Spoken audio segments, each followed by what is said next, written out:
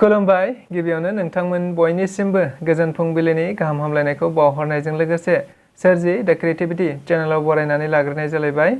दिनैनि माखासे गोनांथार खौरांफोरखौ आं नोंथांमोननि सिगाङाव फोरमायथिना होनो आवगायनाय जालायबाय। नोंथांमोना जुदि नायनानै मोजां मोनोब्ला लाइक खालामगोन, शेयार खालामगोन होनना आसा खालामबाय। लोगोसे सानफ्रामबोनि बेबायदि गोनांथार खौरांफोरखौ मोनबाय थानो लुबैदोंब्ला जाहाथे चेनेलखौबो साबस्क्राइब खालामनानै लायो बेखौनो खावलायनाय जाबाय। थ' बिदिब्ला जोङो दिनैनि माखासे गोनांथार खौरांफोरखौ खोनासंलांदिनि। थारैनो BPFनि रायजो राजा आरो गोबांथार दैदेनगिरि बिथांमोनहानो आंखौ MP जानायखौ हास्थायदों। बेनिखायनो बेनि थाखाय आङो जेब्लाबो रेडि जानानै दङ। लोगोसे क'क्राझार आरो दरं उदालगुरि मोन्नैबो बियाबावनो BPF राजखान्थि दोलोआ गोरलैयैनो देरहागोन। नंगौ, बे बाथ्राखौ बुंथिनानै होदों BPFनि सासे दैदेनगिरि एबा BTCनि बारग' लेङाइ गाहाय मावफुं सोद्रोमा खाम्फा बरगयारी बिथाङा। मिथिनो मोननाय बायदिब्ला आथिखालाव खौरां बिजोंफोरनि गेजेरजों थारैनो MP बिसायख'थिखौ नोजोर बोनानै गुबुन गुबुन समाव गुबुन गुबुन बायदि हाबाफारि लानानै गुबुन गुबुन राजखान्थि दोलोफोरा बेबायदिनो मेल मिटिं लाबाय थादों। नंगौ, बेबायदिनो मैयाबो आरोबाव BPF राजखान्थि दोलोआ क'क्राझार जिल्लानि सिङाव थानाय गासैबो थाखोनि दैदेनगिरि आरो गासैबो सेल लोगोसे गासैबो जाथि माहारिफोरखौ लानानै मोनसे सुबुंगौमा खुंफुंनाय जादों, जेराव सुबुंगौमानि गेजेरजोंनो बिथांमोनहा थारैनो BTC ओनसोलाव थानाय गुबुन गुबुन धोरोमारि फसंथानफोरखौ नोजोर बोनानै गुबुन गुबुन गावबागाव धोरोमारिनि नेमखान्थिजों आर'ज गाबनायखौ नुनो मोननाय जादों, जेराव फैबाय थानाय 2024 मायथाइयाव जानो गोनां MP बिसायख'थियाव BPF दोलोआ देरहानो हायो होननानै।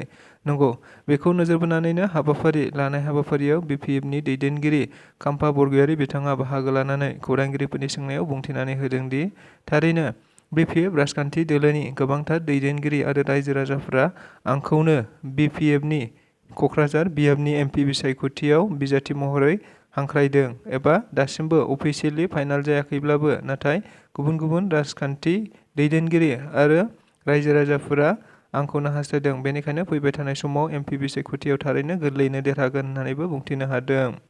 लोगोसे क'क्राझार बियाबाव थारैनो UPPL आरो BJP बे मोननै हानजाजोंनो BPF हानजानि जुजिनाया जागोन होननानैबो बुंथिदों। गुबुन फारसेजों नबकुमार सर'नियाया दायो जेबो थासारि गैलिया। बिथाङा दायो अबर' दादोंमोनब्लाबो नाथाय गुबुन मोनसे पार्टी दादोंमोनब्लाबो नाथाय दायो गुबुन गुबुन राजखान्थि दोलोफोराबो BPF राजखान्थि दोलोखौ हेफाजाब होगासिनो दङ। बेनिखायनो BPF राजखान्थि दोलोआ मोननैबो बियाबावनो गोरलैयैनो देरहानो हागोन होननानै बिथाङा खौरांगिरिफोरनि गेजेरजों रोखायै बुंथिनानै होबावदों।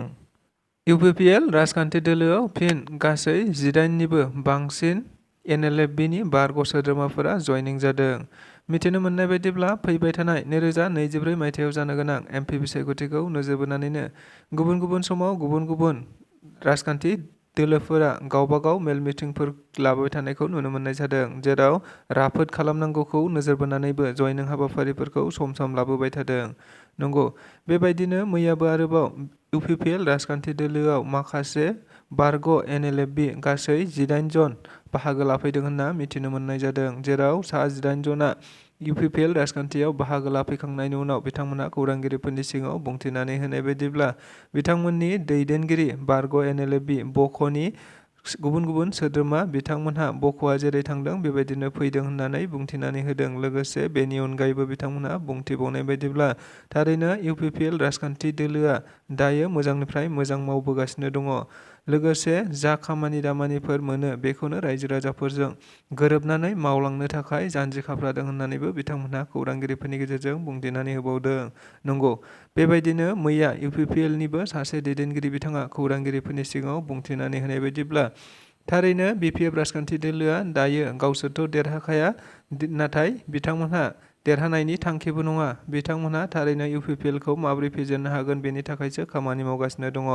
मानोना बिथांमोनहा MP बिसायख'थियाव थारैनो जेनोब्ला BPF राजखान्थि दोलोआ बेयावनो जोबसिगोन। बेखौ नोजोर बोनानैनो बिथांमोनहा UPPLखौ देरहाहोनो नाजायाखै, अदेबानि सोरबा थार्ड पार्सनखौ देरहाहोनानै गावसिनि राजखान्थि दोलोखौ फैबाय थानाय BTC बिसायख'थिसिम बोरैबा लांनो हायो नामा बेखौ बिसोरो खायदा खालामगासिनो दं होननानैबो बुंथिनानै होदों।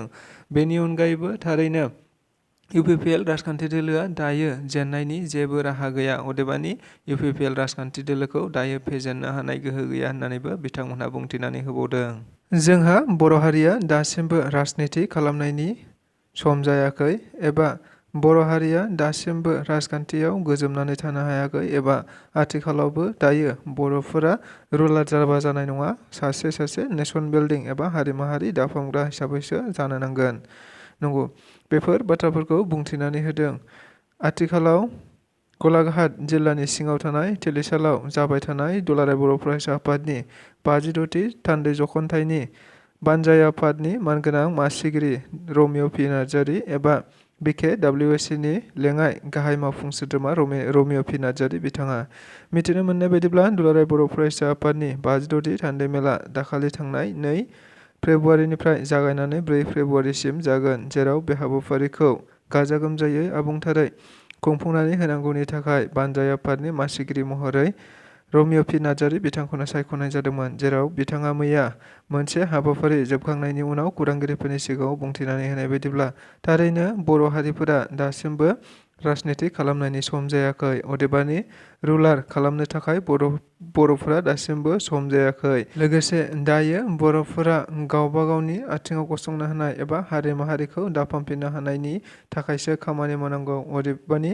दैदेनगिरिफोरा थारैनो गावबा गाव खोथाफोरखौ लाखिनानै समाज दानायाव खामानि मावनांगौनिसो सम होननानैबो बिथाङा बुंथिनानै होदों। बेनिखायनो गावनिफ्राय बिथाङा बेखौनो खावलायदों, थारैनो बर'फोरा राजनितियाव हाबनायनि एबा राजनिति खालामनायनि सम जायाखै, दाबो बर'फोरा गोबां गाहायावनो दङ, बेनिखायनो गावबा गाव हारिखौ दाफामनायनि थाखायसो नेसन बिल्डिं जानानैसो जोङो खामानि मावनांगौ होननानैबो बिथाङा बुंथिनानै होनायखौ नुनो मोननाय जादों। क'क्राझार जिल्ला BPFनि बानजायनायाव गुबुन गुबुन थाखो आरो गुबुन गुबुन थासारिनि दैदेनगिरि लोगोसे मावथि हान्जाफोरखौ लानानै मैया क'क्राझाराव मोनसे सुबुंगौमाजों लोगोसे गुबुन गुबुन हारि माहारिफोरनि गुबुन गुबुन धोरोमारिफोरनि आर'ज गाबनाय हाबाफारिखौ नुनो मोननाय जादों, जेराव BTCनि बारग' लेङाइ गाहाय मावफुं सोद्रोमा एबा BPFनि आफादगिरि हाग्रामा महिलारियाबो हाबाफारियाव बाहागो लानायखौ नुनो मोननाय जादों। मख'नो गोनांदि क'क्राझार जिल्लानि सिङाव थानाय गुबुन गुबुन थाखोनि दैदेनगिरि आरो गुबुन गुबुन सेल लोगोसे गुबुन गुबुन हारि माहारिनिफ्राय गासै 30,000निबो बांसिन हारिनि मावथि बिथांमोनहा बाहागो लादों होननानैबो मिथिनो मोननाय जादों, जेराव BPFनि आगुनि दैदेनगिरि गासैबो बिथांमोनहा बाहागो लादों। लोगोसे हाग्रामा महिलारियाबो बाहागो लानानै खौरांगिरिफोरनि सिगाङाव बुंथिनानै होनाय बायदिब्ला थारैनो BTCआव दायो जेबो थासारि गैलिया एबा BTCआव दायो खौसेथिनि गोनांथि दंसै, गुबुन गुबुन हारि माहारिफ्रा दायो गावस्रानानै दङ, बेखौनो BTCखौ दाफामफिननाय लोगोसे फैबाय थानाय MP बिसायख'थियाव BPF राजखान्थि दोलोआ गोरलैयैनो देरहानो हानायखौ नोजोर बोनानैनो इसोरनियाव आर'ज गाबदों होननानैबो बुंथिनानै होदों। बेनिखायनो फैबाय थानाय समाव MP बिसायख'थियाव थारैनो क'क्राझार आरो दरं उदालगुरि मोननैबो बियाबावनो BPF राजखान्थि दोलोआ गेलेगोन। बेनि अनगायैबो BPF राजखान्थि दोलोआनो गोरलैयै देरहानो हागोन होननानैबो मानगोनां हाग्रामा महिलारि बिथाङा खौरांगिरिफोरनि गेजेरजों बुंथिनानै होनायखौ नुनो मोननाय जादों। दुलाराय बर' फरायसा आफादनि 56थि थान्दै मेलाव बर' थुनलाइ आफादनि मानगोनां गाहाय नेहाथारि नीलकान्त गयारी बिथाङाबो बाहागो लानायखौ नुनो मोननाय जादों। लोगोसे बिथाङा हाबाफारियाव बाहागो लानानै खौरांगिरिफोरनि सिगाङाव बुंथिनानै होनाय बायदिब्ला दाखालि थांनाय 2 अक्ट'निफ्रायनो बिथाङा हाबाफारियाव बाहागो लादों। लोगोसे मैयाबो हाबाफारियाव बाहागो लानानै बिथाङा खौरांगिरिफोरनि सिगाङाव बुंथिनानै होबावदोंदि थारैनो बर' थुनलाइ आफादा बर' राव फेहेरनाय, जौगाहोनाय आरो गोग्गो सोलोंथाइ होनायनि बिथिङाव माब्लाबाबो फावसायनानै थायाखै आरो फावसायनायबो नङा होननानै बिथाङा खौरांगिरिफोरनि गेजेरजों बुंथिनानै होदों। लोगोसे बिथाङा थारैनो बर' थुनलाइनि सायाव दायो गोबांथार सुबुंफोरा बायदि बाथ्रा बुंथिबाय थानायखौ नोजोर बोनानै बिथाङानो बेखौनो बाथ्रा बुंबावदोंदि थारैनो बर'फोरा बर' रावखौ फेहेरनाय आरो जौगानायाव गोबां गुबुन गुबुन सुबुंफोरा बिहोमा होदों आरो बे बिहोमाया माब्लाबाबो ओरैनो थांनाय नङा। लोगोसे दुलाराय बर' फरायसा आफादनि मैयानि मोनसे सावराय जखनथाइ हाबाफारियाव बाहागो लानानै गावनि बेसेन गोसा बिबुंसारखौबो बिथाङा खौरांगिरिफोरनि सिगांजों बुंथिनानै होनायखौबो नुनो मोनबावनाय जादों। जायफोरा फुराना खर्मि लोगोसे जायफोरा गोदोनिफ्रायनो BPFनि संख्रि जाबोबाय थादों बिथांमोनहाल' बे हाबाफारियाव बारन हैदों। अदेबानि सरासनस्रा सुबुंफोरा रावबो थाङाखै, थारैनो थगायनानै लांदों होननानैसो जोंनि सिगाङाव बुंफैनानै होदों। सरासनस्रा सुबुंफोरा रावबो बे हाबाफारियाव बाहागो लायाखै। दिनैनि मेलाव 50,000निबो बांसिन सुबुंफोरा बाहागो लागोन होननाया थारैनो नंखाय। 5,000ल' बेयाव बाहागो लागोन। लोगोसे आथिखालाव BPF राजखान्थि दोलोआ गावजों गावनि गेजेरावनो हाबलायगासिनो दङ। बेखौ जोंबो बयबो खौरां बिजोंफोरनि गेजेरजों नुगासिनो दङ। अदेबानि BPF राजखान्थि दोलोआ दायो थगाय राजखान्थि खालामगासिनो दं होननानै बुंथिनानै होदों। नंगौ, बे बाथ्राखौ बुंथिनानै होदों मैया देबोरगाव ब्लक UPPLनि आफादगिरि बिजित बसुमतारी बिथाङा। मिथिनो मोननाय बायदिब्ला मैया UPPL राजखान्थि दोलोनि दैदेननायाव गासै BTRनि सिङावनो गुबुन गुबुन प्राइमारि ब्लक आरो गुबुन गुबुन थाखोनि दैदेनगिरि एबा सोद्रोमाफोरखौ लानानै थारैनो सरकारनि मोननांगौ मोनथाय स्किम आरो गुबुन गुबुन आसनिफोरखौ रायजो राजाफोरा सोर मोनदों मोनाखै आरो बेसेबां मावफुंजादों मावफुंजायाखै बेफोरखौ नायदिंनाय लोगोसे रायजो राजाफोरजों सावरायलायनाय मोनसे हाबाफारि लानाय जादों।